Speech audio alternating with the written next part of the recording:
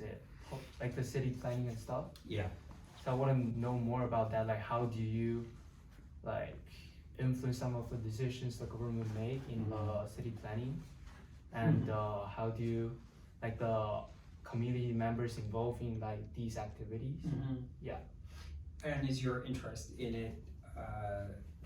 Are you interested in planning, or are you interested in community? Both. We wanna, cause like our interest is like pretty broad. We wanna have like an overall picture of the community history. Right. Of the Queen West community. Yeah. Yeah. And have you talked to other people? You're the first one. Actually. Oh, okay. Yeah. All right. Okay. But we are going to have a conversation with another active 18 member, like in the next week, probably. Oh, okay. Yeah. Do you know who? Who are you chatting with? Do you know? He's Kevin Jiang is being contacting him. Who's it? His name is Sam. Oh, Sam. Okay. Yeah. Yeah. Okay. Say hi to Sam. Yeah, because the one leader in that group is Michelle Gay. And she still lives in the neighborhood, and I would say that if you're interested, if Michelle is a very interesting person to speak to about it, because she lives in the neighborhood. She studied sort of community urban planning, and she's an artist. She's a visual artist. So she has like lots of hats, and she was there from the very beginning, and she's still there. She's still in that community. Yeah, definitely. We have tried to contact her, but right now she hasn't responded yet. Okay. So maybe I can try to help you right with that. channels. Yeah. Same. I'm still in touch with Michelle. Michelle would be a really key person to be in touch with, I think. Yeah. Okay. Yeah. Okay. So Before we begin, start the recording. This one's already started.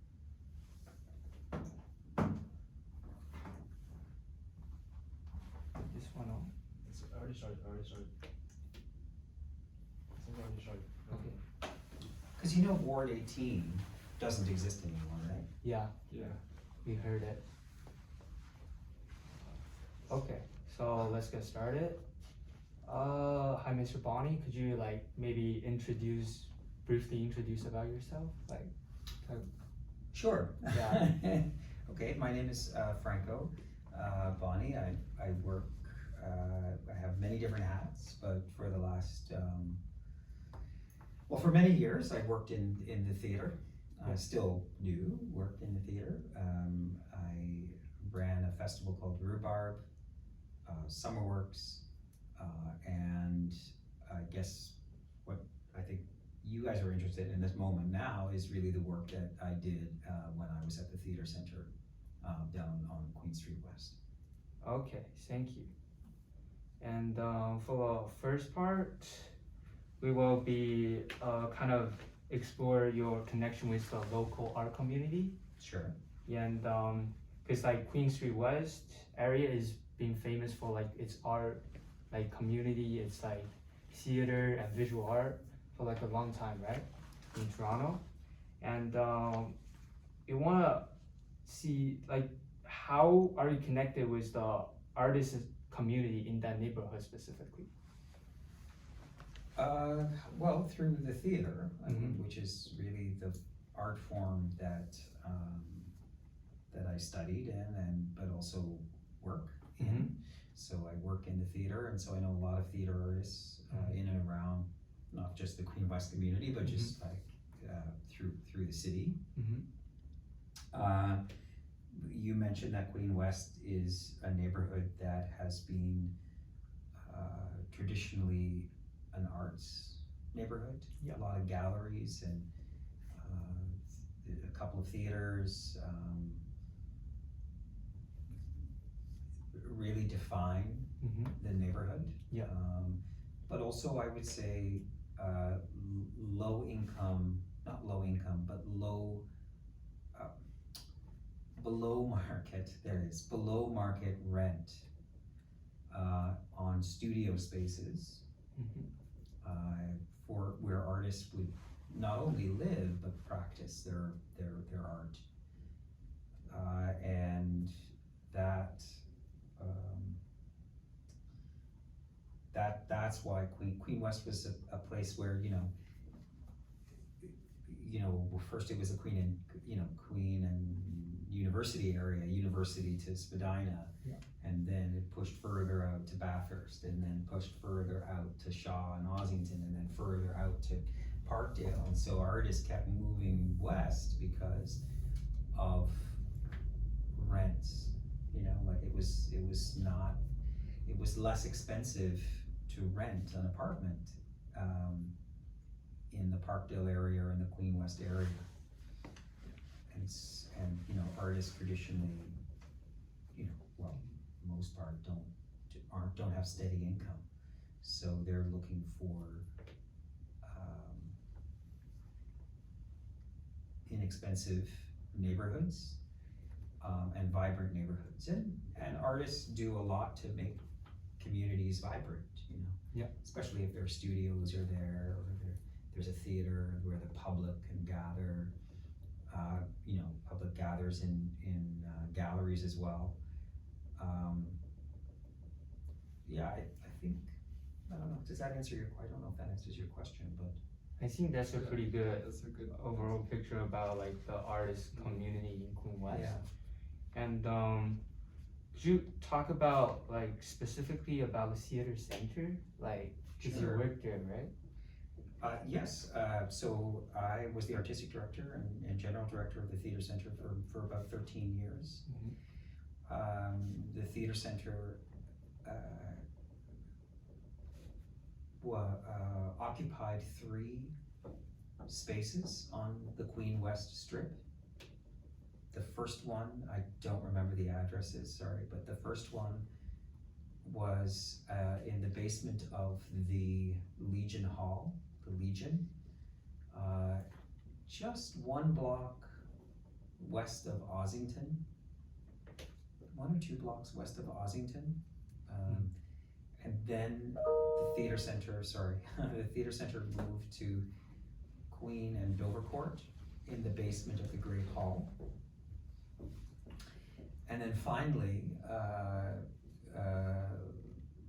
the theater center got a brand new home and permanent home, hopefully, at 1115 Queen Street West, which was a former Carnegie Library.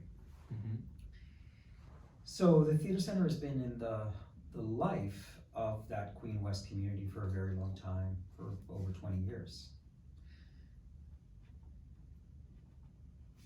So that's the theater center. I mean, there's so much more to say, but the theater center was started as an artist collective. A number of companies came together to form, to share in the rental of a space. Mhm. Again, another cost, another financial issue, right? It's like, well, people pool their resources together to rent space. Mhm. And those companies are now well-established companies, like Buddies and Bad Times Theater and Nightwood Theater, Necessary Angel, all of those still exist, those theaters.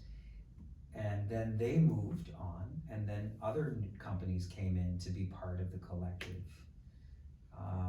and so on. Yeah. So the theater center has always been an artist-run and led organization. That's interesting. Yeah. So it's basically like the theater center is like So I'm this. going to turn this off. Sure. There we go. So the theater center is like a place where the artists come together and like, especially young artists, right? Some of them. Yeah, I mean, traditionally it was young artists. It's not exclusively young artists, but Yeah. definitely younger artists, absolutely.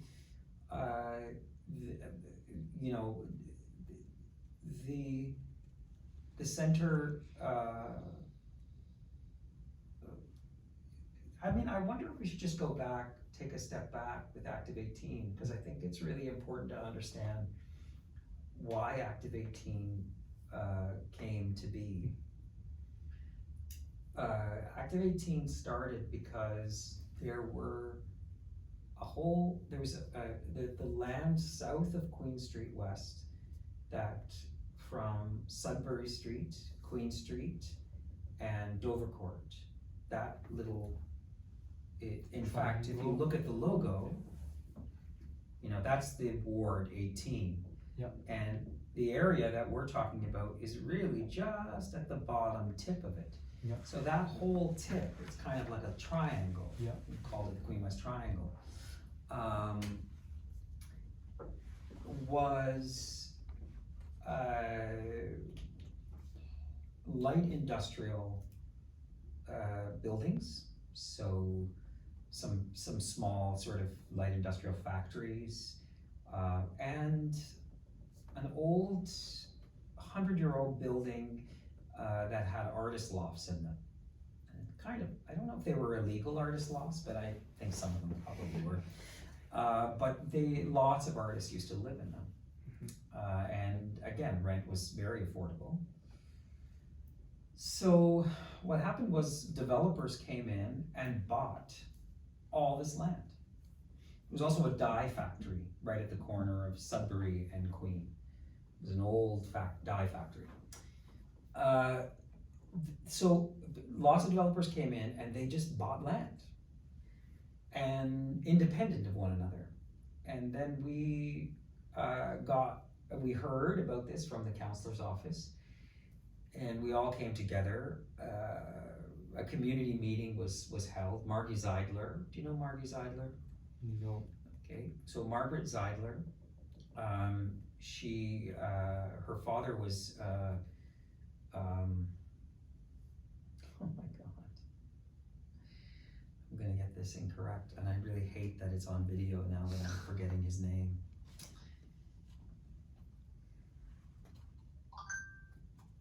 I'm gonna turn that off too. No worries, no worries. No worries.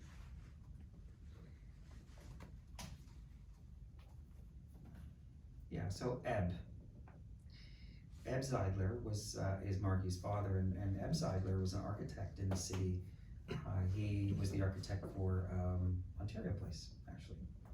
So Margie Zeidler and her family own a number of different properties. One that included 401 Richmond. Do you know about 401 Richmond? No. So 401 Richmond is a fantastic building which you guys should know about if you're documenting, you know, city life and artists and community engagement. It's a really important building, 401 Richmond. And Margie Zeidler and Christina bought the Gladstone Hotel. And the Gladstone Hotel is at the corner of Gladstone and Queen. And so she called a meeting together with the community, and lots of people came to the Gladstone to talk about all of these developments that were happening. And there were big, you know, tall story buildings, like really big buildings, and they were gonna tear down all of this light industrial factory use and all of these work and live space for artists, essentially displacing artists, right? Yeah. And condos, building condos. And so we all came together and said, you know, this is not a good idea to demolish these old buildings. They've been around for 100 years and they still have lots of life left in them, and artists live in them, and it's affordable neighborhood. But of course, and really all those developers, there were 3 at the time, they weren't really talking to one another. So they were just building this independently. They were building these buildings independently, and they weren't sort of coordinating in the planning. And so we came forward and said, this is too big a piece of, you know, property for us not to be actively not against it, but actively involved in reimagining what it could be. And so Active 18 was formed on that day, on that evening. I basically signed a sheet, a sign-up sheet, and then ended up on the steering committee. I mean, my interests in Active 18 were very much tied to the theater center, because at that point the Great Hall had been also sold.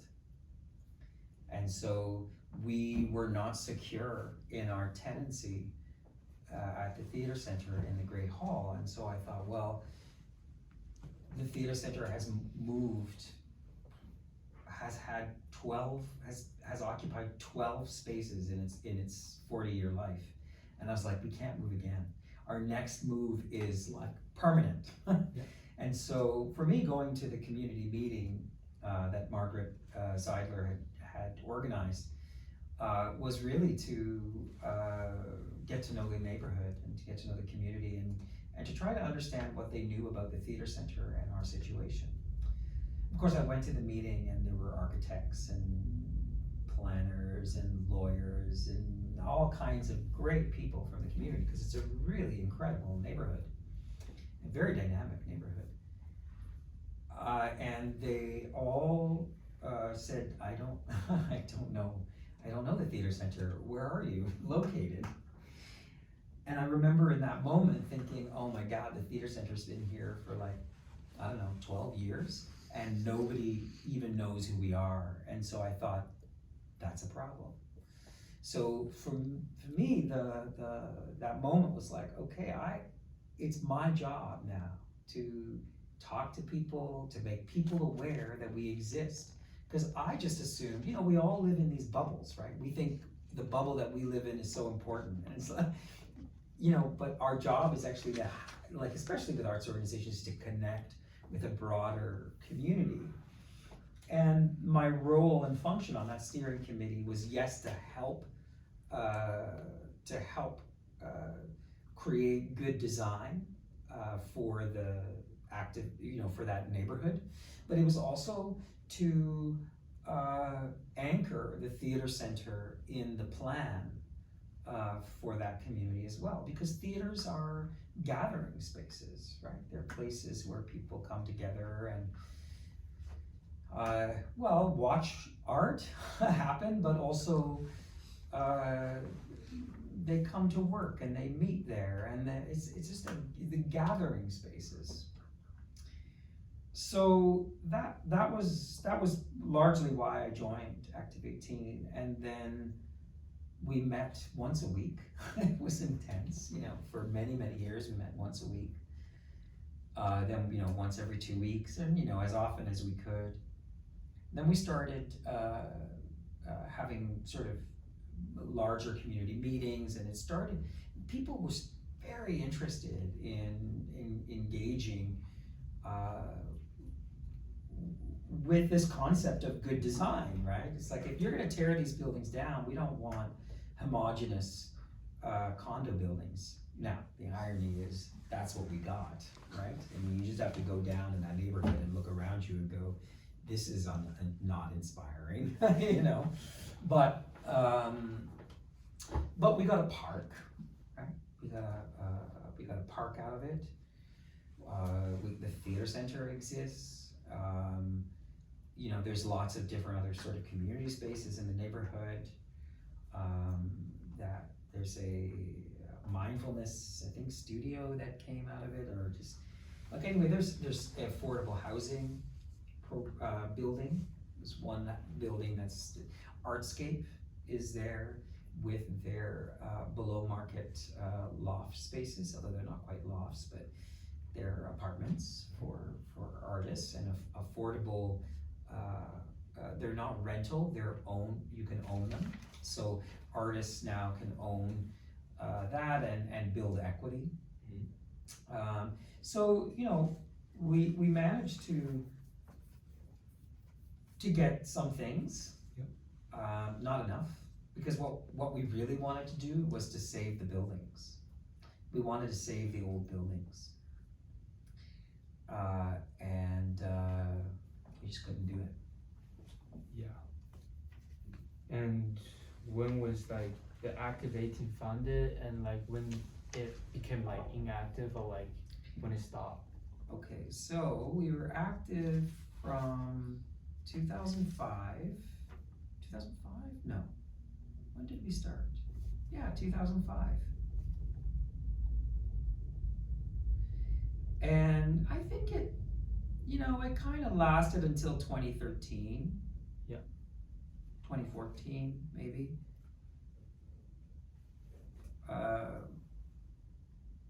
maybe a little bit longer, but maybe 2014. Yeah. But by then, all of the buildings were up. You know, the decisions have been made. I guess one of the things Active 18, you know, was known for, we were one of the very few community associations that took that went to the Ontario Municipal Board, that fought. We were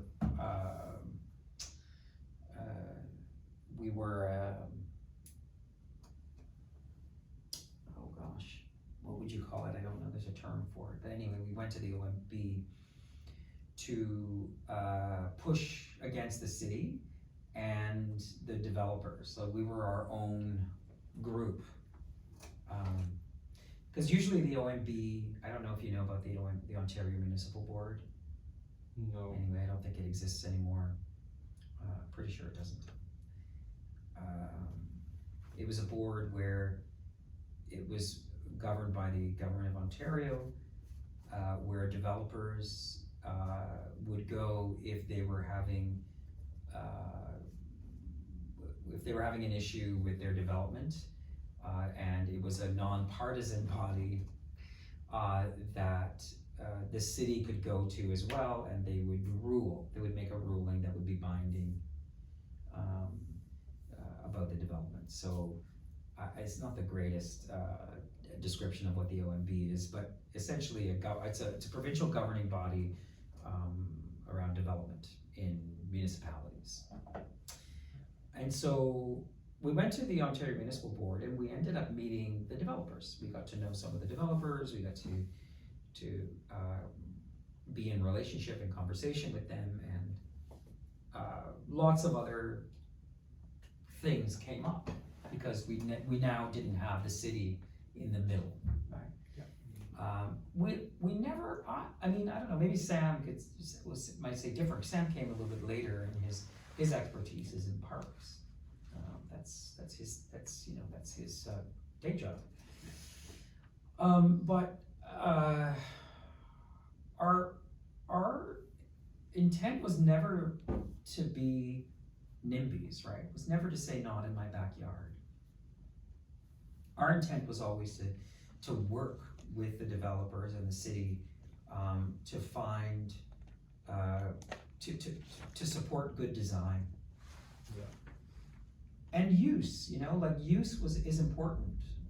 Like what are you gonna do with these buildings? What's gonna be inside them? How are people going to use the amenities that are, and how public are those amenities?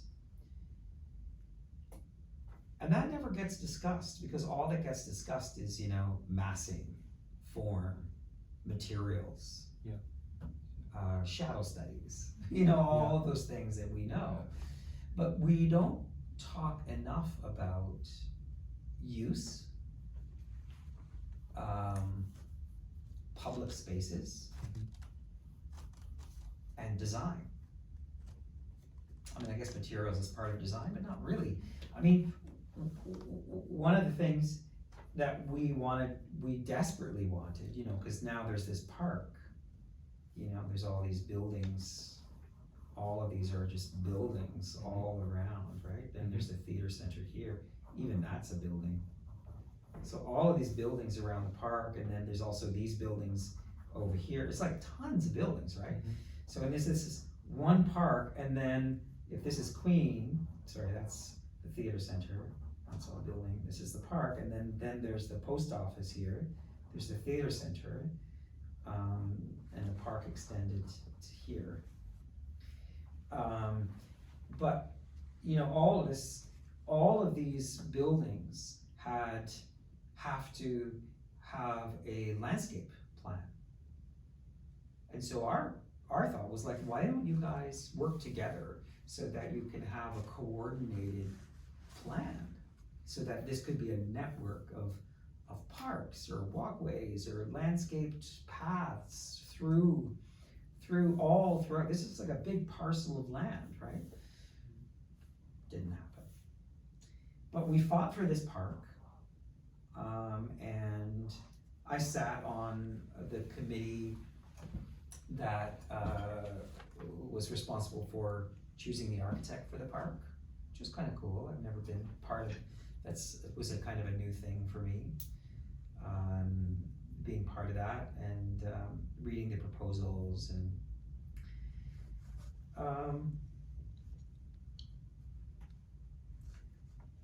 yeah, and the park itself too. I mean, there's a lot of people who don't like the park. Have you been to the park? Have you seen it? Did you go by it? I didn't notice it while I was Okay. visiting the theater center. Yeah. So, I like it. I mean, I like it's a very urban park.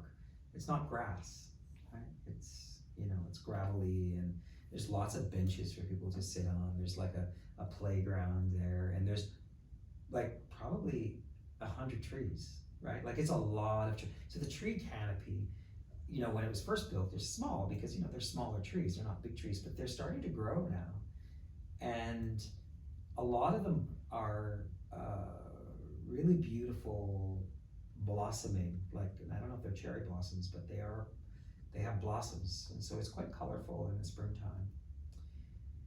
So it just takes time for a park to be used, or to know how to use a park, especially a kind of an urban park, and I think that's coming. But the real issue now is I don't know if you know, but this post office, I don't know if you noticed the post office next. I think so. Yeah. Okay, so you have, if this is Dover Court here, the Great Hall is here. This was the theater center. So this building, the theater center, then there's the Drake Hotel, the Drake Hotel? Yeah. And then at the end here at Gladstone is the Gladstone Hotel. Yeah. So these 1, 2, 3, 4, 5 buildings were all built basically in the same, I think the Drake is the newest of them, but they're all kind of basically that same era, 100 years old. And so they're the anchors of this sort of little strip, And once you lose those, you lose the fabric of you lose the heart of the street. Yeah. So luckily, the Gladstone was, is still, not the the Gladstone is still there. It's under new management now. The Drake just had a really lovely kind of update, and it's still going. The theater center and the Carnegie Library had its update. The Great Hall is in private ownership, and it's also a really lovely building, and they've done a nice job. And now the last of all of them is the post office, and it sold just less than a year ago. And so now they're proposing a high-rise on it. It's another condo? Yeah. Okay. Right. So again, right now, the community has to come together, and they are coming together to oppose that, and they should oppose it, because they're proposing, 29 or 28 or 25 stories. That's a lot. It's just too much, right? There's all and also if you see it, there's the park that's behind the post office. One of the things that they could do is make this into a beautiful community center, right? That opens up into the park, like for a place for seniors, a place for families, right? Because there's a lot of young families that are, starting to move into the neighborhood. And also, the thing about this community, it's a very interesting area because north of here, from Dover Court to Gladstone, you have the highest number of heritage homes that in the city. Just in this little stretch, it's Parkdale. Okay. And they're beautiful homes. They're old homes. They're 100-year-old homes, and there's a couple of the street that the Drake is on. Oh God, I used to remember all of these names of the streets, and I can't anymore. Beaconsfield. Beaconsfield is a beautiful street with you know, 100-year-old homes and gorgeous lots, but anyhow. So, you know, it's a very mixed community where you have old and new. Yeah. And that's exciting, you know, Yeah. that mix. But you need these old buildings here. The Gladstone, the Drake, the Carnegie Theater Center, the Great Hall, and this old post office to kind of be these public-private spaces where community gathers. They're gathering spaces. Yeah. They're spots where people come together. And they're really important to preserve. Yeah. And I'm really worried about the post office right now. Yeah. Yeah. So is there any organized like the kind of organization that's working on like doing a similar job as Active 18 now? Or like I think there is a group. There is a group that's formed. I just got an email yesterday. I did a survey.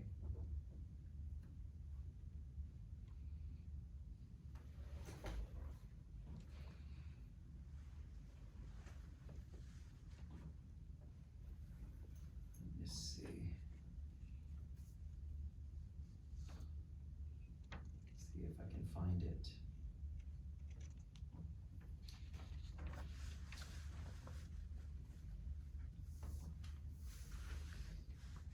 Sorry to interrupt. I just want to say that we're 30 minutes in, just to help you guys be aware of the time. Okay, you just tell me. I mean, we have nothing to do afterwards. So No, that's okay. Yeah. Yeah. You tell me when you're done your questions. Like you tell me. I just wanted to check. I just wanted to check this group because I think it's interesting to be forums. No, emotions. No, I can't find it. okay. Anyway, there is a group that's formed to figure this out, to figure that sort of post office building out. Okay. Yeah. So what are some of the other questions that you have? I wanna know like I think one thing that's very interesting is like how do you describe like the neighborhood's identity itself if you're going to like describe it? Queen West. Yeah. You know, it's really hard for me to answer that because I don't live there. Yeah. You know, obviously I spent a lot of time there. Yeah. While I was at the theater center. And it's transformed. Oh my God, it's changed so much from when I first started at the theater center. But you know, I don't know, I would say youthful. I would say that yeah, there's a nightlife. There's a sense of nightlife. It's not so much. There aren't a lot of galleries anymore. There's not a lot of cultural spaces anymore. They're all gone. Yeah. It's too expensive. Yeah. It's too expensive to rent a storefront on Queen West. Yeah. People went to Dundas Street. Yeah. You know, to rent for gallery space, or they went to you know, around where Mocha is now on Sterling Road, or they moved to off of Lansdowne, right? Yeah. So again, artists are on the move for less expensive rent. Yeah. Do you think like so when was this year when you first like working at theater center? We were in the Great Hall, in the basement when I first started. Yeah. And we were in the basement of the Great Hall. Okay. And that was 2003. I want to say 2003. Okay. And Yeah. And do you want to ask any questions? For now, I think we can just move on to another topic. Yeah, you can keep Okay. going. Yeah, you can just ask whatever. So Queens West has been a diverse mixture of cultural groups and home to like many people with diverse social backgrounds. So what do you think is something that makes the Queens West community unique regarding its artistic and cultural identity? Oh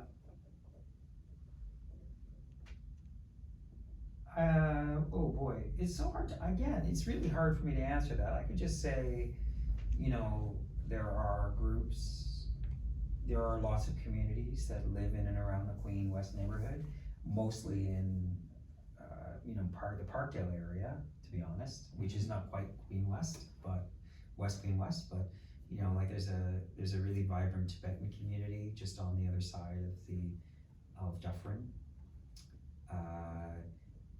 You know, I don't know if it's, again, I don't know if it's a cultural community anymore. I think, you know, that's changed. You know, a lot of those artists were living in those lofts that we were trying to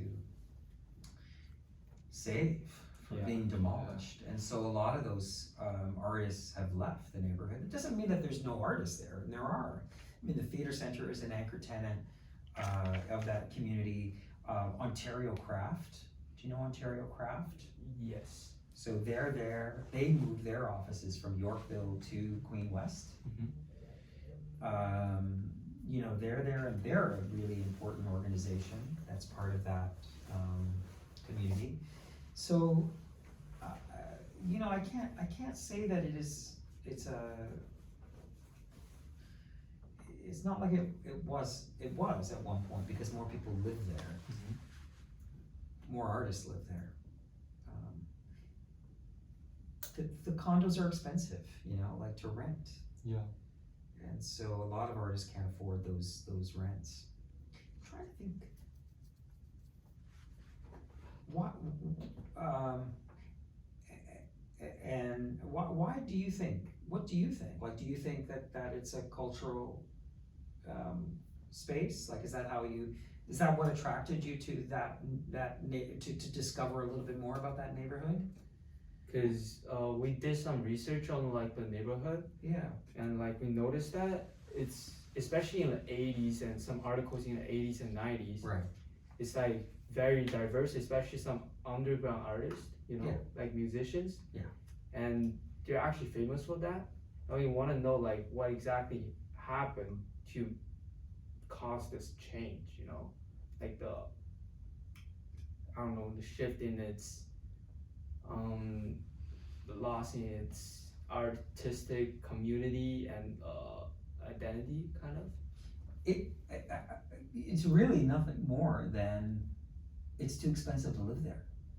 Yeah. That's it. I mean, and also what happens when artists come into a community, they, because artists are the working poor, right? And they're largely educated, the educated working poor. And they come into a neighborhood and they instantly create community, right? Yeah. There's an instant kind of like, oh, they have a relationship. The one thing I will say about that's really important for a community is family-run businesses, like small businesses, small shops, like your butcher, your cheese shop, like these small little independent businesses are also extremely important because they have a relationship with the people that live in the neighborhood. And so a lot of artists would know, you know, they'd go in, or not just artists, but just people in the neighborhood would know and say, oh, this is a great sandwich shop, or this is where you go and get your cheese, or this is where you go get your bread, and this is where, you know. And so when that starts to shred, you know, that it starts to move away, because, you know, it's so expensive to rent a little storefront, because the condominium comes in and suddenly the rent of the storefront business, you know, triples or quadruples, right? Yeah. And the little ma and pa shop can't function anymore. It doesn't work anymore. Yeah. So, you know, a convenience store that's been there for like 30 years suddenly can't be there anymore because it's too expensive.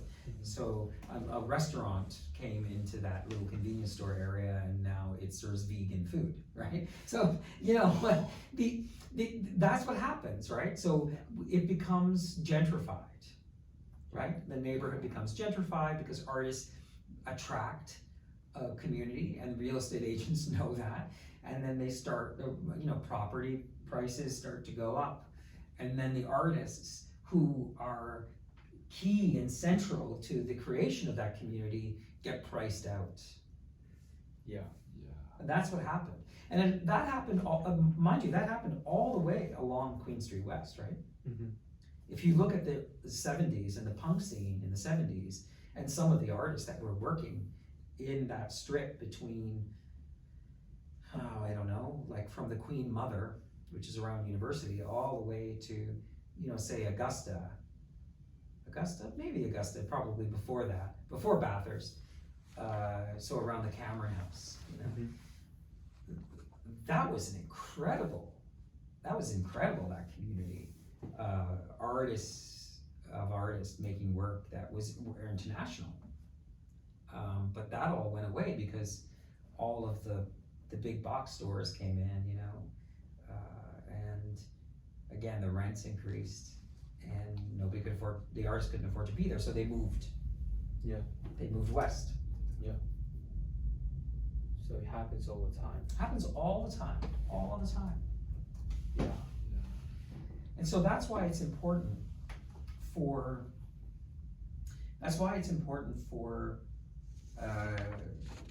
city policy and governments to create, for the city to create policy that helps artistic communities thrive, because and that has to do with below market rent. That has to do with, if you have an empty storefront, then don't let it sit empty for years. Have it at least open it up to an artist-run center or a gallery, or something that creates some kind of interest and excitement, and to keep artists in the downtown, right? Yeah. Otherwise, the reason why people come to the city is because of culture. Yeah.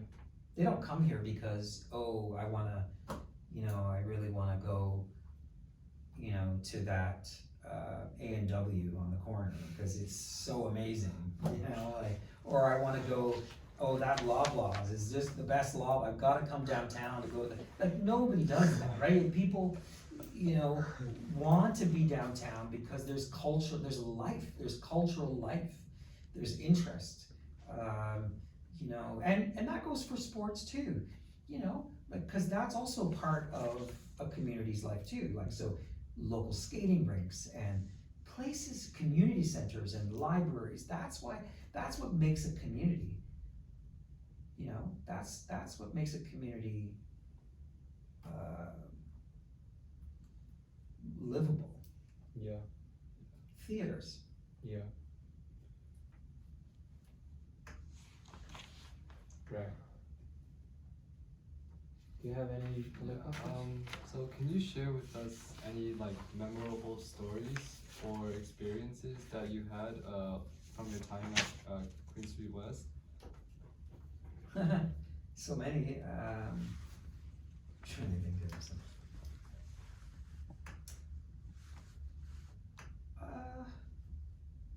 Gosh, there's so many. For me, when we worked with one of the local condominiums, the new condo on the corner there, the theater center wanted to create a partnership with the condominium people who lived in the condo building. Mm-hmm. And so we tried for 6 months to meet and to talk and go, okay, what do you need from a theater? What we want to serve, the people and the residents of your condominium that are living there, because we want to get to know you. And at first they were just like, so sure, what do you want from us? Money? And we're like, no, we don't want any money. And so we started this really beautiful relationship where, I'm trying to think of some of the things that we did together. We threw a party for their concierge because they loved their concierge so much. We said, all right, well, we'll throw a party for them. So, like 60 people from the condominium came, and we had games, and families were there. And then once a month we would go into the lobby of the condominium, and we would have like a free cafe. We would give away coffee and some of the scones and muffins that we would sell. We were selling at the theater center. But we'd go there at 7 a.m. and as people came down, we would say, hi, we're from the theater center. And so we did all these things to sort of connect us to some of the people living in the condominiums. Because so often, you go into your house and you watch TV or you stay in, and what we wanted to do is encourage people to come out, to be out. How many times, during the pandemic, like so much during the pandemic, people were inside, right? Nobody was going out, gathering together. People are gathering online, right? You come together online for a meeting, or friends are coming together online for a party, but it's so important to gather together live human beings in a room to have a shared experience. Yeah. And that's been missing from, like, imagine you guys missed out a lot in the last couple of years from that. Yeah. That's and I'm interested in creating these spaces, and that's one of the projects that I'm working on now, but creating these spaces that allow people to build memories or shared memories that aren't online, that are actually in person. That doesn't make any sense, but I think it somewhat does, yeah. Yeah. Yeah. Is it in Toronto or like in other cities? It's on Mount Pleasant and Davisville. Oh. It's we're converting a theater, an old movie theater, into a live performance venue. That's Yeah, cool. right at Mount Pleasant and Davisville. It's just by our school. Yeah, it's very near your school. Yeah. Yeah. Yeah. Great. And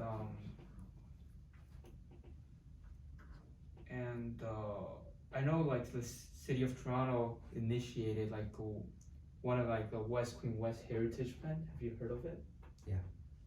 What are your thoughts on it? Oh God, it's so long ago now. It's on the website. Yeah. I don't know if I have a comment about that, really. I don't know. The West Queen West Heritage plan was a review of all of the storefronts along Queen West, and tried to maintain the character, and I don't know if it has any teeth, to be honest. I don't know. A big part of the reason why they did that, it started further east, right? It started because they started knocking down all those old buildings around Queen and Spadina, and building the H&Ms and the modern sort of glass structures, and they were tearing all of those old brick buildings down. And so the study only went as far as Bathurst, I think, or just past Bathurst, and Active 18 advocated for the study to continue all the way to Dufferin. Yeah. Okay. Yeah. So I don't know. I didn't really work on that. So there were other people in the committee that worked on it more closely. Okay. Okay. Yeah. And do you have any questions? Well, I think that's pretty much it. Yeah. Yeah. What are you guys studying? What do you guys want to do? What are you focused on? You're probably close to graduating, right? Pretty much. Close? They're year 10 and I'm in year 9. Not that Oh, close. wow, Yeah. you're, okay, alright. Exactly, but Yeah. we do have some members in our group that are looking Like to seniors graduate. and Yeah. juniors, yeah.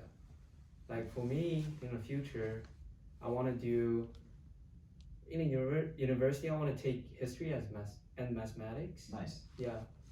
And for For Kevin, me, I want to go down some sort of engineering path. Nice. I haven't decided yet.